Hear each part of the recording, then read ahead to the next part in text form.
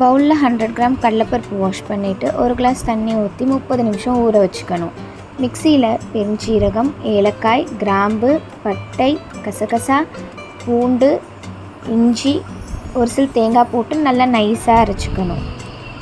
இப்போ குக்கரில் வேக வைக்கிறதுக்கு ஒரு சிட்டிகை அளவு மஞ்சள் தூள், உப்பு போட்டு 4 விசில் வரைக்கும் வேக வச்சுக்கலாம். இப்போ கடாயில் கொஞ்சம் எண்ணெய் ஊற்றிட்டு நல்லா கொதித்த அப்புறம் கடுகு கொஞ்சம், பெருஞ்சீரகம் கொஞ்சம், கருவேப்பிலை போட்டு ஒரு கட் பண்ண வெங்காயம் போட்டு நல்லா வதக்கிக்கணும். அப்புறம் ஒரு தக்காளியை நல்லா புழிஞ்சு விட்டுக்கோங்க. புழிஞ்சு விட்டால் டேஸ்ட் இன்னும் நல்லா இருக்கும். அதையும் நல்லா வதக்கிக்கோங்க.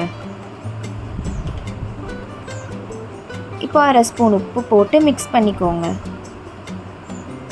அப்புறம் 1 ஸ்பூன் வீட்டு மசாலா பொடி போட்டு அரைச்சி வச்சது எல்லாத்தையும் ஊற்றி மிக்ஸ் பண்ணிக்கோங்க. நல்லா பச்சை வாசனை போகிற வரைக்கும் நல்லா மிக்ஸ் பண்ணிவிட்டு 5 நிமிஷம் அப்புறம் ஆஃப் பண்ணிடுங்க.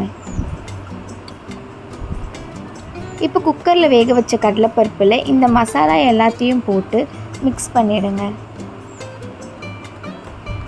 கொஞ்சம் தண்ணி ஊற்றிட்டு குக்கரில் கடலைப்பருப்பு நல்லா முழுகிற அளவுக்கு தண்ணி ஊற்றி வச்சுக்கோங்க. அப்புறம் எண்ணெய் கொஞ்சம் மேலோட்டமாக லைட்டாக போட்டுட்டு 3 விசில் வர வரைக்கும் குக்கரில் வச்சு ஆஃப் பண்ணிவிடுங்க. இப்போ உங்களுடைய கடலைப்பருப்பு குருமா ரெடி.